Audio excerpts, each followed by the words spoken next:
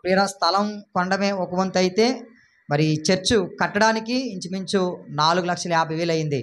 పునాదుల దగ్గర నుంచి. అంటే ఫ్యూచర్లో మళ్ళీ మళ్ళీ కట్టం కదా అని పిల్లర్స్ కూడా చాలా స్ట్రాంగ్గా వేయడం జరిగింది. ప్రియరా అలాగే మరి కొద్ది కొద్దిగా పనులన్నీ జరుగుతున్నాయి. ఇవన్నీ నేను మొన్న లెక్కలు వేస్తే 4,50,000 వచ్చింది. పైన మరలా మొన్న రేకుల షెడ్ వేసాం, దానికి ఒక 10,000 దగ్గరికి 15,000 అయ్యింది. అన్నీ కూడా మనవే మళ్ళీ సామాన్లు. మరి దేవుడు అద్భుతకరంగా మరి నడిపిస్తూ ఉన్నాడు. అయితే కొంత అప్పు ఉంది, దాన్ని ఎలా తీర్చాలని ఆలోచన చేసినప్పుడు మరి వాళ్ళు కూడా మరి 3.5 అంటే నెలకు 7,000 కట్టాలి 2 లక్షలకి. మనకి జాబు లేదు, జీతం లేదు, ఏమీ లేదు. దేవుడు ఇస్తే తినడము లేదా పస్తుండడము, అంతవరకు మన పరిస్థితి. అయితే మరి ప్రార్థన చేస్తాము. అయితే ఒక ఆయన లోన్ పెట్టుకోండి పాస్టర్ గారు, లోన్ పెట్టుకోండి, మీరు ఎందుకు అంత ఇబ్బంది పెడతారని పదే ఆయన చెప్తూ ఉన్నాడు.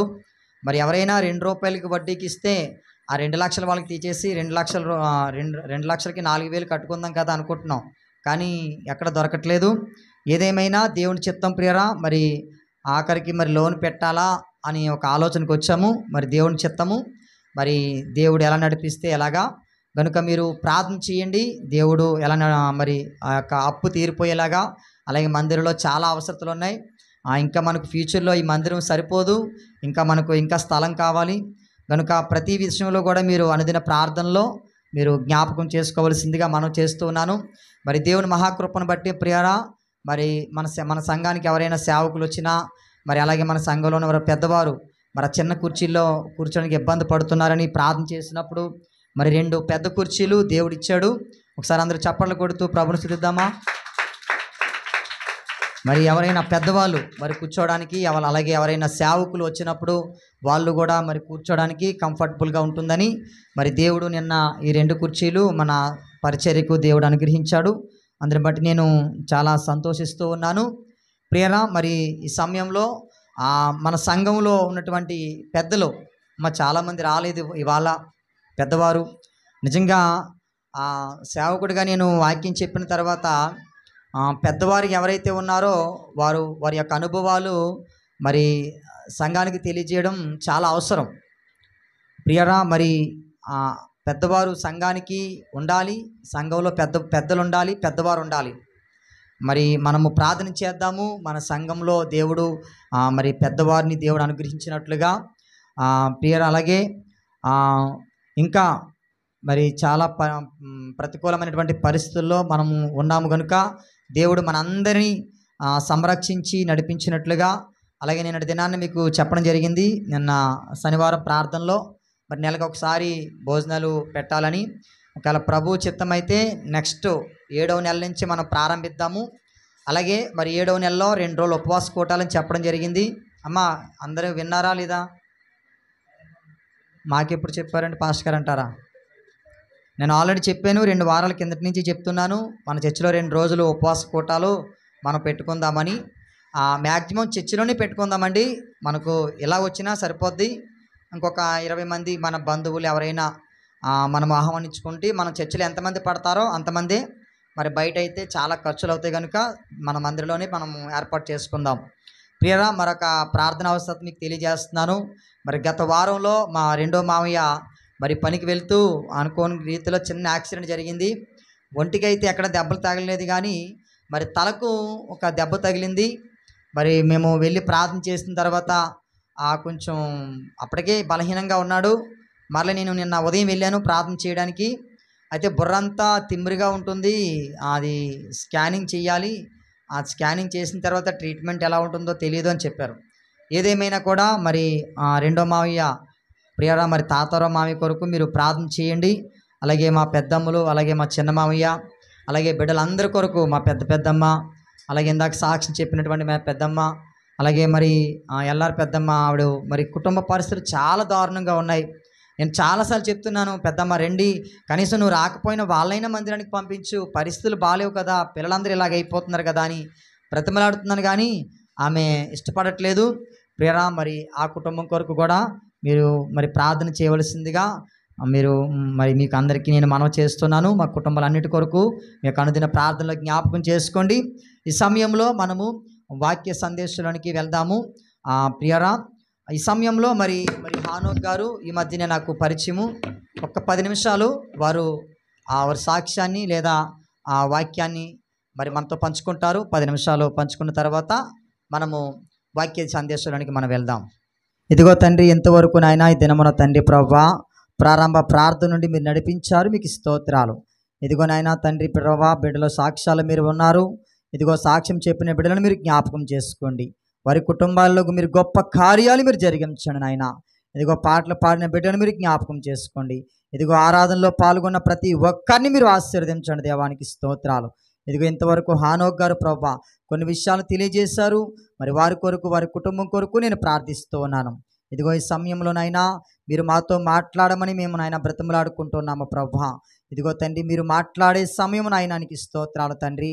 ఇదిగో నీవు మాట్లాడితే మేము ఫలిస్తాము నాయనా, నీవు మాట్లాడితే మేము అభివృద్ధి చెందుతాము నాయనా.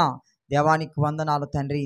మీ జీవపు ఓటలు కలిగినటువంటి మాటలు ప్రభువా మా అందరికీ అనుగ్రహించండి.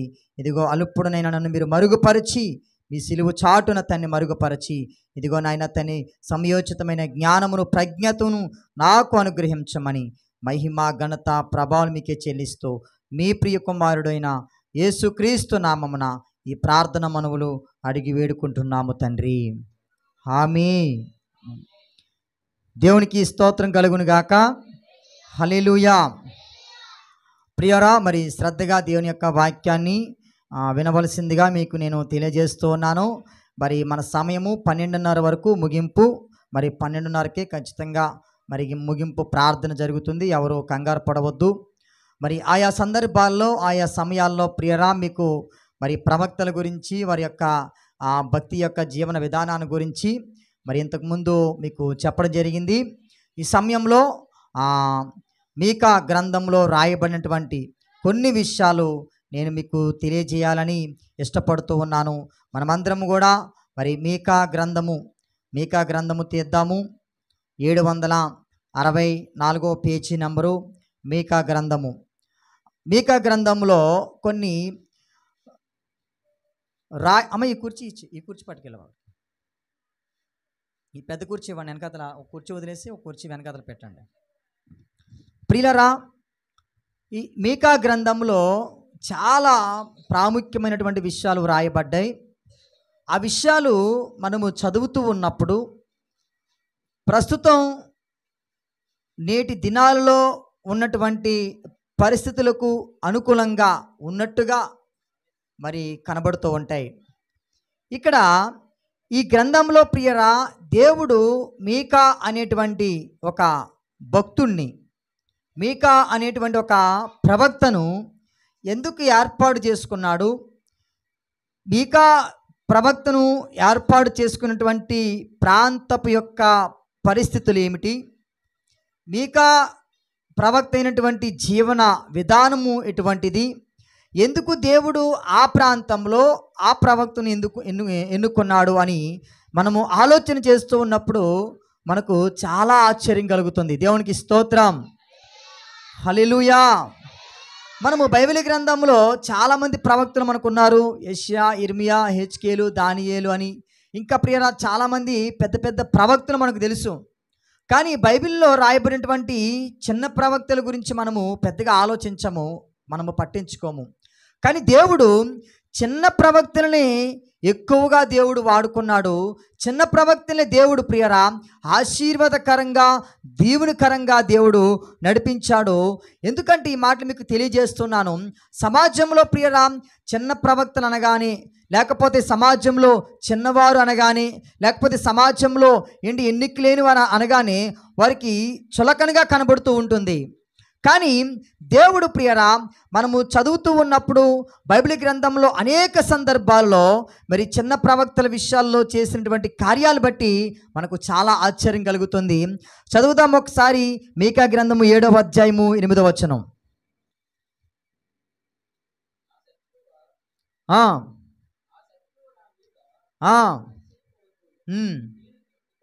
నేను క్రింద పడినను తిరిగి లేతును. 18వ వచనం చదువుదామండి. తన స్వాస్థ్యములో శేషించిన వారి దోషమును పరిహరించి వారు చేసిన అతిక్రమముల విషయమై వారిని క్షమించు దేవుడైన నీతో సముడైన దేవుడున్నాడా? ఆయన కనికరము చూపుట యందు సంతోషించువాడు గనుక నిరంతరము కోపముంచడు. ఆయన మరలా మన యందు జాలిపడును, మన దోషములను అణిచివేయును. వారి పాపములన్నిటినీ సముద్రపు అగాధములలో నీవు పడవేతువు. ప్రియరా, ఇక్కడ వ్రాయబడినటువంటి మాటల్లో ఏంటి, పాపములను క్షమించేటువంటి దేవుడు. మన దేవుడు ఎలాంటి వాడంటే పాపములు క్షమించేటువంటి దేవుడై ఉన్నాడు. ఆయన ఎంత గొప్ప దేవుడో మనము నిన్న రాత్రి కాల సమయంలో మనం ఆలోచన చేశాం. ఈ యొక్క మీకా దేవుని గురించి చాలా ఉన్నతంగా మాట్లాడుతున్నాడు, దేవుడిని చాలా ఉన్నతంగా స్తుతిస్తూ ఉన్నాడు, దేవుడు చేసినటువంటి కార్యాల గురించి చాలా అద్భుతంగా ఆయన ప్రకటిస్తూ ఉన్నాడు. ప్రియరా, చదవండి ఒకసారి యెషయా గ్రంథము 40 అధ్యాయము 25వ వచనంలో ఒక మంచి మాట కనబడుతుంది. ప్రియరా, దేవుడు నిజంగా దేవునికి సమానుడైన వాడు ఎవరైనా ఉన్నారా? ఈ ప్రపంచంలో, ఈ దేశంలో కానీ ఏ తరంలోనైనా అంటే దేవునికి సమానుడైన వారు ఎవ్వరూ లేరు. ఎందుకంటే ప్రియ, దేవునికి సమానముగా అంటే ఆయనతో సమానముగా ఉండదగిన వాడు ఎవరు లేరు. ఆయన సర్వశక్తి గల దేవుడు, ఆయనకు అసాధ్యమైనది ఏమీ లేదు. ఆయన పాపములను క్షమించే దేవుడై ఉన్నాడు. మీకా గారు ఎందుకు ఎంత ఉన్నతంగా మాట్లాడుతున్నాడు తెలుసా? ప్రియరా, దేవుణ్ణి ప్రత్యక్షంగా చూశాడు మీకా ప్రియరా, దేవుని యొక్క గుణాతిశయములను, దేవుని యొక్క తలంపులను ఎరిగినవాడు మీకా. అంతటి మీకా అయినటువంటి ప్రవక్త సమాజంలో చిన్నవాడే, ప్రవక్తలలో చిన్నవాడే మీకా. అయినా కూడా ప్రియరా, మీకా విషయంలో మనము ఆలోచన చేస్తున్నప్పుడు పెద్ద ప్రవక్తల గురించి కూడా ఈ మీకా గారు చాలా ఉన్నతంగా మాట్లాడుతూ ఉంటారండి. మీకా గారు ఏం చేసేవారంట? ఆయన ఎక్కువగా ప్రార్థన చేసేవాడట. చదవండి మీకా గ్రంథము 7వ అధ్యాయము 8వ వచనం. 8వ వచనం 7 నుంచి చదువుదామా? ఆయనను యెహోవా కొరకు నేను ఎదురు చూచెదను, రక్షణకర్తయగు నా దేవుని కొరకు నేను కనిపెట్టుకొందును. ప్రియరా, ఆయన అంటాడు, నా దేవుని కొరకు నేను ఎదురు చూస్తూ ఉన్నాను. ఆయన నాకు రక్షణనిచ్చే దేవుడు, నేను ఆయన కొరకు కనిపెట్టుకొని ఉన్నాను. నిజంగా ఆ కాలంలో, ఆ సమయంలో ప్రియరా యెహోవా కొరకు కనిపెట్టిన వారు ఎవరు లేరట. ఆ కాలంలో యెహోవా కొరకు నిరీక్షించిన వారు కానీ, లేదా ఆ కాలంలో యెహోవా కొరకు ఎదురు చూచేవారు కానీ ఎవరు లేరట. ప్రియరా, కేవలము మీకా అల్పుడు, చాలా చిన్నవాడు. అయినా కూడా మీకా ఏం చేసేవాడు తెలుసా? దేవుని కొరకు ఆశ కలిగి జీవించాడు. అంత మాత్రమే కాదు, మీరు అలా చదువుకుంటూ వస్తే ఇక్కడ అంటాడు ఆ కింద అలా మనం చదువుకుంటూ వస్తూ ఉంటే మీకా గారు ఏం చేస్తున్నాడట? ఎక్కువగా ప్రార్థనాపరుడై ఉన్నాడట. ఆయన ఎక్కువగా ప్రార్థన చేస్తున్నాడట. ఆ ప్రాంతంలో అల్పుడైన వాడు, చిన్నవాడైనటువంటి మీకాను దేవుడు ఎందుకు ఏర్పాటు చేసుకున్నాడంటే, మీకా ప్రియరా ఒక ప్రార్థనాపరుడుగా కనబడుతున్నాడు. ఆయన యందు దృష్టి ఉంచి ఆయన కొరకు కనిపెట్టుకుని ఉన్నాడు. ఆయన కొరకు ఎదురు చూస్తూ ఉన్నాడు. అంత మాత్రమే కాదు, 1వ అధ్యాయం 8వ వచనంలో ఇంకా మంచి మాటలు మనకు కనబడతాయి. అవి కూడా మనం చదువుదాం. దీన్ని చూచి నేను కేకలు వేయొచ్చు ప్రలాపించుచున్నాను, ఏమీ లేకుండా దిగంబరినై నక్కలు అరుచున్నట్లు అరుచుచున్నాను, నిప్పు కోడి మూలుగునట్లు మూలుగుచున్నాను. ఆయన కేకలు వేస్తూ ఉన్నాడట, అరుస్తూ ఉన్నాడట, ప్రార్థనలు చేస్తున్నాడట, ప్రలాపించుచున్నాడట. మనం ప్రార్థన చేస్తాం అప్పుడప్పుడు, కానీ ఆయన ఏం చేస్తున్నాడు? ప్రలాపిస్తూ ఉన్నాడు. ఎందుకు ఇంత ప్రలాపన? ఎందుకు ఆయన నక్కలు అరుచినట్లుగా అరుస్తున్నాడు? ఎందుకు నిప్పుకోడి కేకలు వేసినట్టుగా, నిప్పుకోడి మూలుగుచున్నట్టుగా మూలుగుతూ ఉన్నాడు ఆయన? అమ్మ, నిప్పుకోడి దగ్గర ఎవరైనా ఉన్నారా?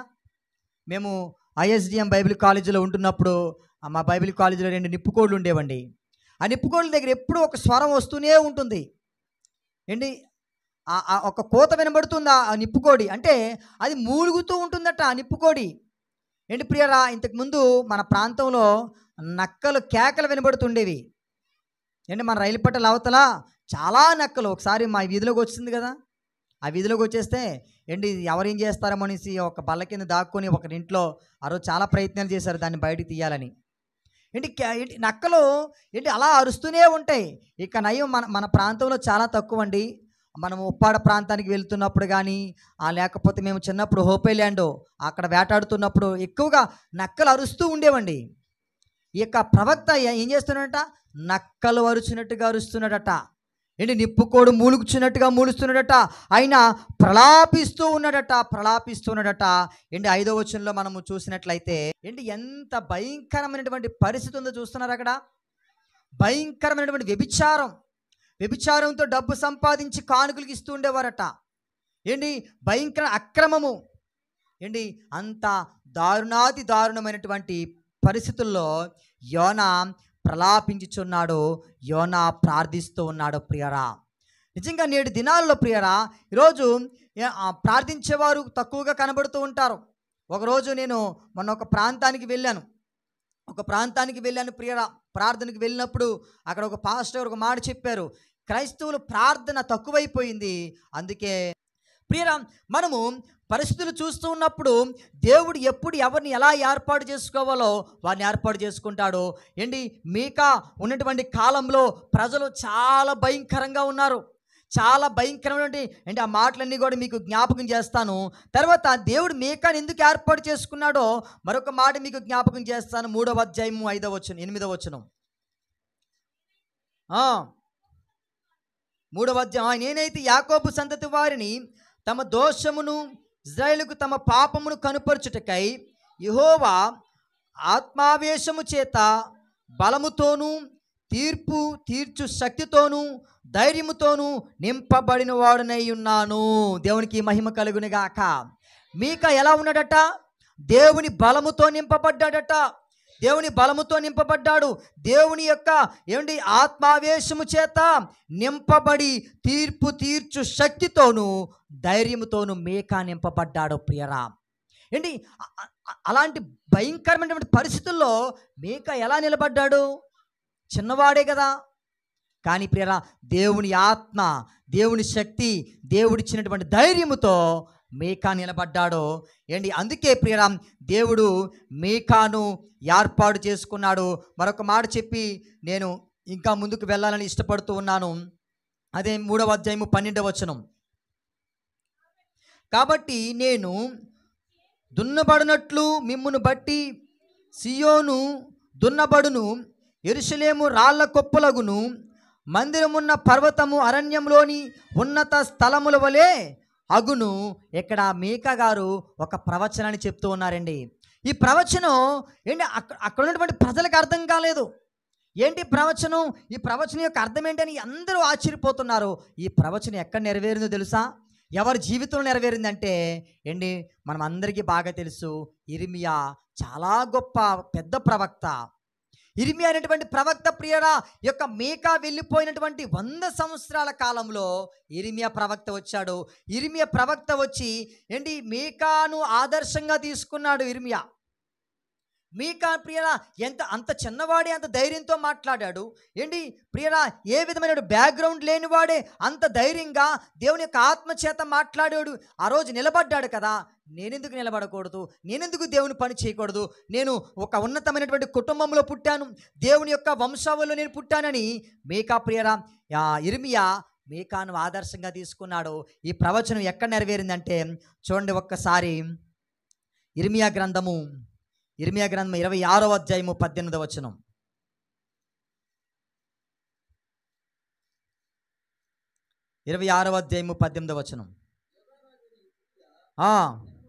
దినములలో ప్రవచించుచుండెను,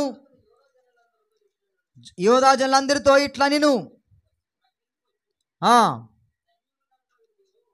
సైన్యములకు అధిపతికి యెహోవా ఇలాగూ సెలవిచ్చుచున్నాడు, చేను దున్నబడినట్లు మిమ్మును బట్టి సియోను దున్నబడును, యెరూషలేము రాళ్ల కొప్పులగును, మందిరమున్న పర్వతము అరణ్యంలోని ఉన్నత స్థలముల వలె అగును.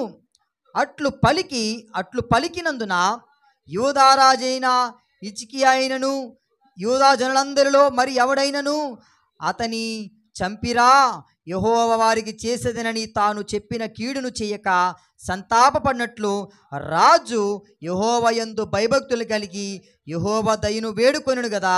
మనము ఈ కార్యము చేసిన ఎడల మన మీదకే గొప్ప కీడు తెచ్చుకొందునని చెప్పిరి. ఏమండి, మీకా ప్రవచించిన ప్రవచన ఇక్కడ ఇర్మియా గారు ఉన్నటువంటి కాలంలో దాన్ని ఏ రీతిగా నెరవేర్చబడిందంటే, ఇర్మియాను గనుక మీరు చంపేస్తే, అంటే ఇర్మియాను చంపాలని ప్రయత్నం చేశారన్నమాట.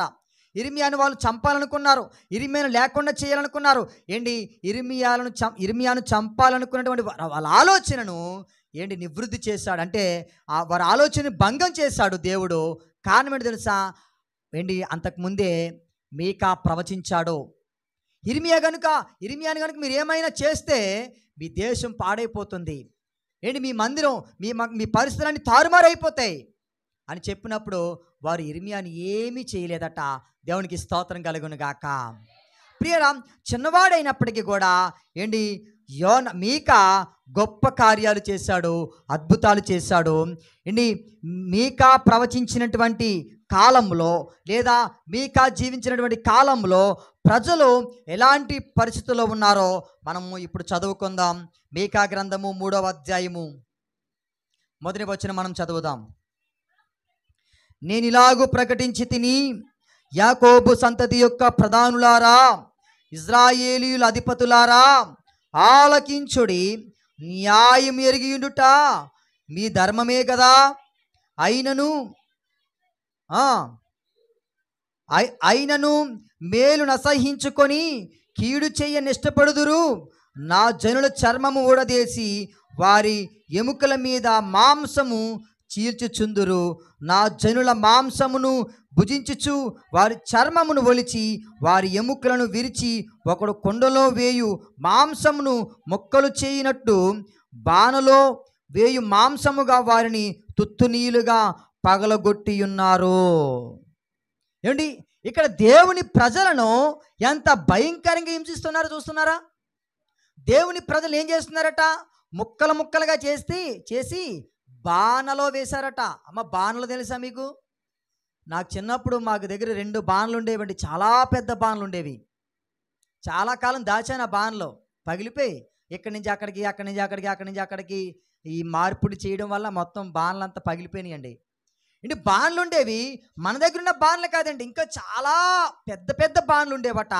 ఆ బాణల్లో ప్రియరా దేవుని ప్రజలను ఏం చేసేవారట? ముక్కలు కోసి బాణల్లో ఉంచేవారట. చర్మాన్ని ఒలిచేసేవారట, చర్మాన్ని ఊడదీసేవారట. ఇది అంటాడు కదా, నా జనుల మాంసమును భుజించుచు వారి చర్మమును ఒలిచి వారి ఎముకలను విరిచి. దేవుని ప్రజల యొక్క చర్మాలను ఒలిచి భుజిస్తూ ఉండేవారట. దేవుని ప్రజల యొక్క మాంసాన్ని తింటూ ఉండేవారట. అటువంటి దినాలలో మీకా గారు జీవిస్తున్నాడండి. అయ్యా, ఇక్కడ అంటాడు కదా, అధిపతులారా ఆలకించుడి, న్యాయము ఎరిగియుండుట మీ ధర్మమే కదా. న్యాయము లేదా, ధర్మము లేదా? ఇంత భయంకరంగా దేవుని ప్రజలను హింసిస్తున్నారు, ఇంత భయంకరంగా దేవుని ప్రజలను తుత్తునీయులుగా చేస్తున్నారు. తుత్తునీయులుగా అంటే ముక్కలు ముక్కలుగా, ఇంత భయంకరంగా ముక్కలు ముక్కలుగా చేస్తున్నారు. మీకు న్యాయం లేదా, ధర్మము లేదా?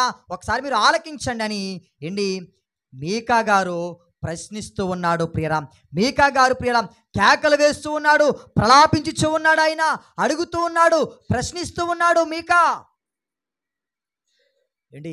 మీకాకు దేవుని పట్ల ఎంత వినయము, విధేయత, భయము, భక్తి ఉందో ఒకసారి ఆలోచన చేయండి. ఎవరెలా పోతే నాకేంటి అనుకున్నాడా మీకా? అనుకోలేదు. ఎవరేమైపోతే నాకేంటి అనుకున్నాడా మీకా? అనుకోలేదు. అయ్యో, నా ప్రజలే, నా దేవుని ప్రజల్ని ఎంత ఇబ్బందులు పెడుతూ ఉన్నారు, ఇంత చిత్రహింసలు పెడుతూ ఉన్నారు అని ప్రియరా మొత్తం మీద ఏం చేయాల్సి వారందరి మీద తిరుగుబాటు చేశాడు. ప్రకటిస్తూ ఉన్నాడు, ప్రలాపిస్తూ ఉన్నాడు. చదవండి 9వ వచనం.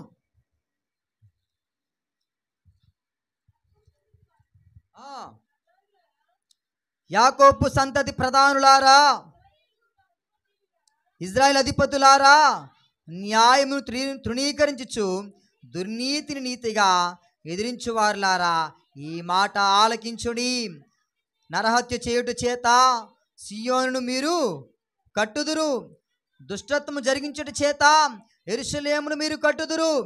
జనుల ప్రధాన లంచము పుచ్చుకొని తీర్పు తీర్చుదురు, వారి యాజకులు కూలికి బోధింతురు, ప్రవక్తలు ద్రవ్యము కొరకు సోది చెప్పుదురు. ఆయనను వారి యెహోవాను ఆధారము చేసుకొని యెహోవా మన మధ్యనున్నాడు కదా, ఏ కీడును మనకు రానేరదని అనుకుందురు. ఏంటి ఎంత భయంకరంగా మారిపోయారు చూస్తున్నారు అధిపతులు, నాయకులు. ఏమండి లంచం తీసుకొని న్యాయం తీరుస్తున్నారట. మన పక్షాన్ని న్యాయం ఉన్నా ఏం చేసేవారంటే లంచం ఇస్తేనే మేము నీకు న్యాయం తీరుస్తాం, లంచం ఇవ్వకపోతే నీకు అన్యాయం జరిగిపోద్ది. లంచాల మీద ఆధారపడుతూ ఉండేవారట. ఇంకో విషయం చెప్పమంటారా, అబద్ధ ప్రవక్తులు ఎక్కువైపోయి సోది చెప్తూ ఉండేవారట. ఇదంతా మీకా చూస్తున్నాడండి. దోషము కలిగినటువంటి మీకా, యథార్థవంతుడైన మీకా ప్రియరా, హృదయంలో నొచ్చుకొని ప్రలాపించుచు కేకలు వేస్తూ ఉన్నాడు, అరుస్తూ ఉన్నాడు. ఇక్కడ ఏమంటాడు తెలుసా? న్యాయమును తృణీకరించుచు దుర్నీతిని నీతిగా ఎంచువారులారా. న్యాయం లేదట, దుర్నీతిని నీతిగా ఎంచుతున్నారట, అన్యాయాన్ని న్యాయంగా చెప్తున్నారట. ధర్మము లేదు. ఇక్కడ ఇంకొక మాట అంటాడు, నరహత్య చేయుట చేత సియోనును మీరు కట్టుదురు, దుష్టత్వము జరిగించుట చేత యెరూషలేమును మీరు కట్టుదురు. అంటే నరహత్య చేస్తూ ఉన్నారట, దుష్టత్వమును ప్రకటిస్తూ ఉన్నారు, దుష్టత్వాన్నే వారు జరిగిస్తూ ఉన్నారు. ప్రియరా, ఇంత భయంకరమైనటువంటి దినాలలో మేకా ఒంటరివాడైపోయాడు. మేకా ఏమీ చేయలేని వాడైపోయాడు. ప్రియరా, నేటి దినాల్లో మనం చూస్తూ ఉన్నప్పుడు కొన్ని ప్రాంతాల్లో పరిస్థితులు అలాగే ఉన్నాయి. దుష్టత్వం, అన్యాయం ఏలుబడి చేసినటువంటి ప్రాంతాలు మనం చూస్తూ ఉన్నాం. ప్రియరా, దేవుడు చిన్నవాడిని మేకాని ఏర్పాటు చేసుకొని గొప్ప కార్యాలు చేస్తున్నాడు. చూడండి 6వ అధ్యాయం చదువుదాం. 6వ అధ్యాయం 9వ వచనం. ఆలకించుడి, యెహోవా పట్టణమునకు ప్రకటన చేయుచున్నాడు, జ్ఞానము గలవాడు నీ నామమును లక్ష్యపెట్టును, శిక్షను నిర్ణయించిన వారిని గూర్చిన వార్తను ఆలకించుడి. అన్యాయము చెయ్యి వారి ఇండ్లలో అన్యాయము చేత సంపాదించిన సొత్తులను చిన్నదిగా చేయబడిన హేయమైన కొలదియు ఉన్నవి కదా, తప్పు త్రాసును తప్పు రాళ్ళు గల సంచియు ఉంచుకొని నేను పవిత్రులను అగుదునా. అమ్మ ఏమంటున్నాడు? తప్పుడు త్రాసు అంటే తప్పుడు తీర్పు, తప్పుడు లెక్క, ఇంకా తప్పు రాళ్ళు గల సంచి, ఇవన్నీ పెట్టుకొని నేను నీతిమంతుడు నగుదునా, నేను పవిత్రు నగుదునా. ప్రియరా, ఎవ్వరూ అవ్వలేరండి. ఎవ్వరూ కూడా హృదయంలో పాపం ఉంచుకొని ప్రభువానికి స్తోత్రం అంటే ఆ స్తోత్రం దేవుని దగ్గరికి వెళ్ళదు. చేస్తున్నది అన్యాయం, చేస్తున్నది అక్రమం. ప్రభువా అంటే అది దేవుడు వినడం. ప్రియరా, నువ్వు యథార్థంగా న్యాయంగా ఉండి ప్రియరా, నువ్వు దేవుని ఆరాధిస్తే, దేవునికి ప్రార్థన చేస్తే ఆ ప్రార్థన దేవుడు వింటాడు, నీకు ప్రార్థన చేస్తాడు. నేను ఎలా బ్రతకాలి, మరి లోకమంతా ఒకేలా ఉంది కదా, పరిస్థితులన్నీ ఒకేలా ఉన్నాయి కదా, మరి తప్పదు కదా అని మనం అంటాం. ప్రియర్, ఇందాక పాస్టర్ గారు సాక్ష్యం చెప్పారు, రాజీనామా చేయమన్నారు కదా అని. నేను చివరి వరకు నేను వద్దని చెప్పానండి. నాకు చాలామంది ఫోన్లు చేశారు, మేము చేయమండి రాజీనామా, మేము చేయమని చెప్తే కొంతమంది ఏం చేసేవారు తెలుసా, ఆ అమ్మాయి మీద పెట్టేసేవారు. ఆవిడ చెప్తే మేము చేస్తామండి. ఈవిడ తింటే ఆవిడ తింటుందా, ఈవిడ ప్రార్థన చేస్తుంది, మిగిలిన వాళ్ళు అలా ప్రార్థన చేస్తారా? ఈవిడ సేవ చేస్తుంది, మిగిలిన వాళ్ళు అలా సేవ చేస్తారా? చేయరు కదా. ఈవిడ పని ఏదో ఈవిడ చేసుకుంటుంది, వాళ్ళ పని ఏదో వాళ్ళు చేసుకోవాలి. వాళ్ళు ఏమనివారు, ఆవిడ సుగుణ గారు చేస్తే మేము చేస్తామండి, సుగుణ గారు చేస్తే మేము చేస్తామండి అంటే ఆ మిగిలిన వాళ్ళ నాయకులు అందరూ ఏమనివారంటే, బాబు మీ ఆవిడ వాళ్ళు ఎంతమంది ఆగిపోయారు, మీ ఆవిడని అర్జెంటుగా రాజీనామా చేయమని చెప్పంటే ఇక ఆత్మానికి ఫోన్లు, రోజు ఫోన్లు. వాళ్ళు తప్పించుకోవడం కోసం మా మీద ఎడేసేవారు. మొత్తం మీద ఇక ఎందుకు ఈ గోల, ఇది గోల భరించలేకపోతున్నామని రాజీనామా చేస్తాం, పాడేస్తాం మొత్తం మీద. ఇప్పుడు ఏదేమైనా కూడా మన ఆలోచన ఎలా ఉంటాయంటే, అందరూ చేశారు కదా మనము చేసాం అని మనం అనుకుంటాం. కానీ ప్రియరా, ఇక్కడ మేకా గారు మాట్లాడుతున్న మాటల్లో అందరూ చేస్తున్నారు కదా నేను చేస్తాను అనట్లేదు. ఈయన ఒక్కడే రోషముగా నిలబడ్డాడు. ఏంటి దేవుని పట్ల యథార్థంగా నిలబడ్డాడు. ఏంటి దేవుని పట్ల నీతి కలిగి జీవించాడు. ఇక్కడ ప్రజలందరూ ఒకవైపు ఉంటే మీకా మాత్రం సపరేట్గా జీవిస్తూ ఉన్నాడు. ప్రజలందరూ అన్యాయం వైపు నడిస్తే మీకా మాత్రం ప్రియరా దేవుని కొరకు జీవిస్తూ ఉన్నాడు. దేవుని కొరకు జీవించడమే కాదు, దేవుని కొరకు ప్రకటిస్తూ ఉన్నాడు. ప్రియరా దేవునికి స్తోత్రం కలుగును గాక. హల్లెలూయా. ఒకవేళ మీకా అనుకోవచ్చు, అయ్యా నా వెనకాతలు ఎవరూ లేరయ్యా, నేను ఒంటరి వాడినయ్యా, నేను ఎలా బ్రతకాలి అని మీకా అనొచ్చు. కానీ మీకా అనలేదు. నేనేమైపోయినా పర్లేదు, నాకు అన్నం ఉన్నా లేకపోయినా పర్లేదు, నా దేవుడు నన్ను ఎలా ఉండమని కోరుకుంటున్నాడో నేను అలాగే జీవిస్తాను. నా దేవుడు ఎలా ఉండమని కోరుతున్నాడో నేను అలాగే బ్రతుకుతాను. చదవండి 7వ అధ్యాయము 1వ వచనం. వేసవి కాలపు పండ్లను ఏరుకున్న తరువాతను, ద్రాక్ష పండ్లు పరిగి ఏరుకున్న తరువాతను ఎలాగుండునో నా స్థితి ఎలాగే ఉన్నది. ద్రాక్ష పండ్లు గెల ఒకటయు లేకపోయెను. నా ప్రాణమునికి ఇష్టమైన యొక్క క్రొత్త అంజూరపు పండైనను లేకపోయిను. భక్తుడు దేశంలో లేకపోయిను. జనులలో యథార్థపరుడు ఒకడును లేడు. అందరూ ప్రాణహాని చేయుటకై పొంచి ఉండివారే. ప్రతి మనుషుడును క్రాతుడై తన సహోదరుని కొరకు వలలు ఒగ్గును. ఏంటి చూస్తున్నారా? ఏంటి కడుపు నింపుకోవడానికి ఒక పండు కూడా దొరకట్లేదట. ఒక ద్రాక్ష పండు అయినా లేదు, ఒక అంజూరపు పండు అయినా లేదు నాకు. ఏంటి అలాంటి పరిస్థితుల్లో ఏంటి మీకా గారు ఏమన్నాడు తెలుసా? ఏంటి ఎంత భయంకర, నేను యథార్థవంతుడు భక్తిపరులు లేని టైంలో, యథార్థవంతులు లేని టైంలో ప్రియరా యథార్థంగా బ్రతికాడు. ఏంటి భక్తిగా జీవించాడు. మీకా భక్తిగా జీవించాడు. ఏంటి లోకము ఆయన్ని వెలివేసేసిన, లోకంలో చిన్నవాడైనా కానీ దేవుడు ఉన్నతంగా మీకాను వాడుకున్నాడు. సర్వసాధారణంగా లోకంలో మనం చూస్తూ ఉంటామండి, చిన్నవాళ్ళకి విలువ తక్కువ. కుటుంబాల్లో అమ్మ వింటున్నారా? కుటుంబంలో ఎవరైనా చిన్నవారు ఉన్నారనుకోండి, 4 కూతుర్లుండి ఒక చిన్న కూతురు ఉందనుకోండి, ఆ చిన్న కూతురికి విలువ తక్కువ. ఒక 4 కొడుకులుండి చిన్న కొడుకున్న ఆ చిన్న కొడుకు విలువ తక్కువ. సమాజంలో మీరు ఎక్కడైనా చూడండి, చిన్నవారికి విలువ తక్కువ ఇస్తూ ఉంటారు. చిన్నవారిని తక్కువగా ప్రేమిస్తూ ఉంటారు. ఏంటి పెద్దవాళ్ళకి అన్నీ పెడుతూ ఉంటారు. కానీ ప్రియరా దేవుడు చిన్నవారిని ఏర్పాటు చేసుకుంటాడు. దేవుడు చిన్నవారిని ఎన్నుకుంటాడు. ఏంటి యోసేపు కుటుంబంలో చిన్నవాడు కాదా? ఒక దేశానికి ప్రధానమంత్రి అయ్యాడు యోసేపు. దావీదు కుటుంబంలో చిన్నవాడు కాదా? ఏంటి ఒక దేశానికే రాజు అయ్యాడు. ఏంటి ఇంకా అనేక మంది చిన్నవారిని, యాకోబు చిన్నవాడు కాదా? యాకోబు ప్రియరా చిన్నవాడే, కానీ దేవుడు ఉన్నతంగా యాకోబుని ఆశీర్వదించాడు.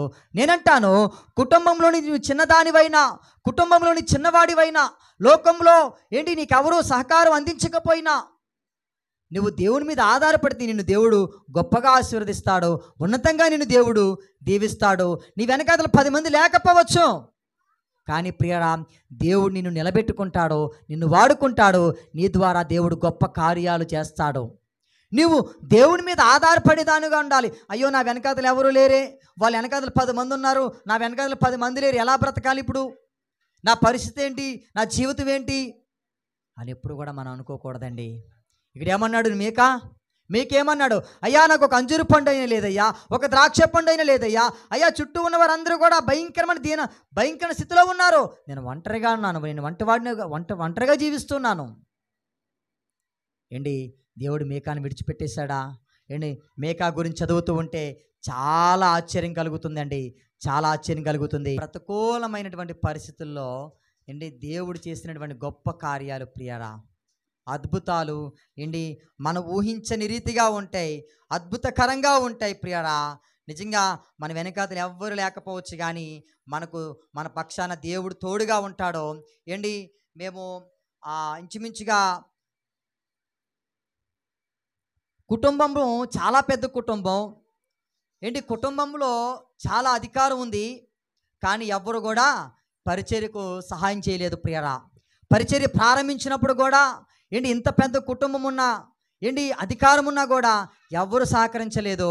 ఏంటి మేము ఎవ్వరిని తీసుకువెళ్ళకుండా మేము పరిచర్య ప్రారంభించినప్పుడు ప్రారంభంలో ప్రియరా మరి మేము కొండబాబు దగ్గరికి సత్యనారాయణ దగ్గరికి వెళ్ళినప్పుడు నిజంగా మా వెనకాతలు ఎవ్వరు లేరండి. కేవలం మనమే, మా పెద్దమ్మ, తర్వాత మా మామయ్య, ఇంకా కొంతమంది సంఘస్థులు వచ్చారు. అప్పుడు ఏంటి నిజంగా అప్పుడు అందరినీ బతిమాలుకునేవాడిని. సంఘం లేదు కాబట్టి అమ్మ రెండమ్మ మాతో పాటు రండి అంటే ఏంటి కొంతమంది వచ్చారు. నిజంగా అప్పుడు మనము వేరొక నాయకుల దగ్గరికి వెళ్తే మీరు ఎవరి తాలూకు, మీ వెనకాతలు ఏముంది బ్యాక్గ్రౌండ్ అది చూస్తారో. కానీ ప్రియులారా మేము గతంలో వెళ్ళినప్పుడు ఏ విధంగా బ్యాక్గ్రౌండ్ చూడలేదు. వెంటనే మమ్మల్ని ఐడెంటిఫై చేశాడు. నిజంగా అప్పుడు మాకు చక్కగా మందిరం కట్టబడింది.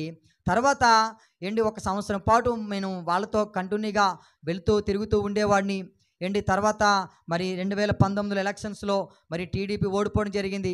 అప్పుడు మా పెద్దనాన్న ఏంటి ఎరిపిల్ల అబ్బాయి ఆయన అనేవాడు, ఇంకేం చేస్తున్నారా మన పరిస్థితి బాగాలేదు, ఇంక 5 సంవత్సరాలు మనకి తప్పలు తప్పవు అని చెప్పినప్పుడు ప్రియరా ఇంకా అలాగే ఇంకేం చేస్తాం, అలాగే బాధలు పడుతూ అక్కడ అలాగే పరిచయం జరిగిస్తున్నాం. కానీ ఒక్కరు కూడా సహాయం చేయలేదు. రే ఎవడొడ్డు వస్తాడో చూస్తాను, ముందు అక్కడ ఆరాధన జరిపించు, ఎందుకు ఇక్కడ వదిలేసి ఎందుకు ఖాళీ చేయాలి అని ఎవరూ అడగలేదు ప్రియరా. ఏంటి ఇక ఎందుకు మనం ఈ బాధలు ఎందుకని ఇంకా మొత్తం మీద దేవుడే సహాయం చేసినప్పుడు ఇక్కడ మనం స్థలం కొనుక్కొని జరిగింది. ఏంటి మేము మొన్న ఎమ్మెల్యే గారి దగ్గరికి వెళ్ళినప్పుడు ఏంటి వెంటనే గుర్తుపట్టాడండి ఆయన. మళ్ళీ ఆ రోజు నుంచి మేము వెళ్ళలేదు. తర్వాత 1-2 సార్లు వెళ్ళాము తప్ప మళ్ళీ ఇంకెప్పుడు వెళ్ళలేదు. ఏంటి మొన్న మా సంఘంలో అందరూ వెళ్ళిన తర్వాత వెంటనే గుర్తుపట్టి వెంటనే ప్రియరా అప్పుడు ఎలా ఉందండి పరిచర్య, ఇప్పుడు ఏమైనా సమస్య ఉందా అని అడుగుతున్నాడండి ఆయన. ప్రియరా మన వెనకాతలు ఎవ్వరు లేకపోవచ్చండి, దేవుడు మన వెనకాతలుంటే దేవుడు ప్రియరా ఏంటి ఎలాంటి వారి నాయకుల దృష్టికి, అధికారుల దృష్టికి దేవుడు మనల్ని తీసుకుని వెళ్తాడో. మన వెనకాతల 10 మంది గొప్పలు చెప్పుకోవాల్సినటువంటి అవసరం లేదు. మన వెనకాతలు ఎవరి వెనకాతల తిరగాల్సినటువంటి అవసరం లేదు. దేవుడే ప్రియరా మనల్ని ఉన్నతంగా నడిపిస్తాడో. ఏంటి ఈ మొన్న బాబు అక్షర స్కూలు సీట్ వచ్చినప్పుడు కూడా ఒక ఆయన అడుగుతున్నాడు, ఎమ్మెల్యే గారి చేత ఫోన్ చేయించావా, ఎమ్మెల్యే గారితో మాట్లాడించావా అంటున్నాడు. నేను ఎవరితో మాట్లాడించలేదండి అంటే ఆయన నమ్మట్లేదు ప్రియరా. ఏంటి మేము ఏ ఎమ్మెల్యే వెనకాతల ఏ రాజకీయ నాయకుల వెనకాతల తిరగాలనేటువంటి ఆలోచనే నేను విడిచిపెట్టేశాను. కానీ అద్భుతకరంగా దేవుడు ఎన్నో గొప్ప కార్యాలు చేస్తూ ఉన్నాడు ప్రియరా. నేను అంటాను, మనము దేవుడు మనకు తోడుగా ఉంటే చాలు, మనుషుల సహాయం మనకు అవసరం లేదు ప్రియరా. మనము ప్రార్థన చేస్తున్నప్పుడు అయ్యో నేను ఎలా బ్రతకాలి, నాకు ఆధారం లేదే, నా కుటుంబం ఎలా పోషించుకోవాలి, నాకు ఏం వ్యాపారం లేదు, నాకు బిజినెస్ లేదు అని మనం అనుకుంటాం. కానీ మనము దేవుని మీద ఆధారపడితే దేవుడు ఉన్నతంగా ఆశీర్వాదకరంగా మనల్ని నడిపిస్తాడు ప్రియరా. నేను ఎందుకు ఈ మాటలు జ్ఞాపకం చేస్తున్నాను తెలుసా? ఏంటి మేకా గారు జీవించినటువంటి కాలంలో ప్రజలందరూ కూడా భయంకరంగా జీవించారు. లంచగొండితనం, ఏంటి నరహత్య, ఏంటి భయంకర వ్యభిచారం, భయంకర దొంగతనాలు, దోపిడీలు, ఏంటి దేవుని పేరిట ఎన్నో నీచమైన కార్యాలు చేసేటువంటి కాలంలో మేకా ఒక్కడే నిలబడ్డాడండి. యథార్థంగా నిలబడ్డాడు, ఏంటి న్యాయంగా నిలబడ్డాడు. దేవుడు ఉన్నతంగా మేకాను ఆశీర్వదించాడు. వండి ప్రవక్తల చరిత్రలో ఏంటి ప్రవక్తల లిస్టులో మేకా గారు ఉన్నారు ప్రియరా. ఈరోజు మనమందరము కూడా దేవుని మీద మనము ఆధారపడగలిగితే, దేవుని మనము ఆనుకొని జీవించినట్లయితే ప్రియరా మన వెనకాతలే దేవుడు ఒక సైన్యాన్ని నిలబెడతాడు. ఏంటి మన వెనకాతలే ప్రియరా ఏంటి ఒక సైన్యానికి ముందే దేవుడు మనలను నడిపిస్తాడు. దేవుడు కృప మనందరికీ తోడుగా ఉండునుగాక. ఈ మాటలు దేవుడు మన జీవితాల్లో నెరవేర్చి మనందరినీ దేవుడు ఆశీర్వదించునుగాక. ఆమేన్, ఆమేన్.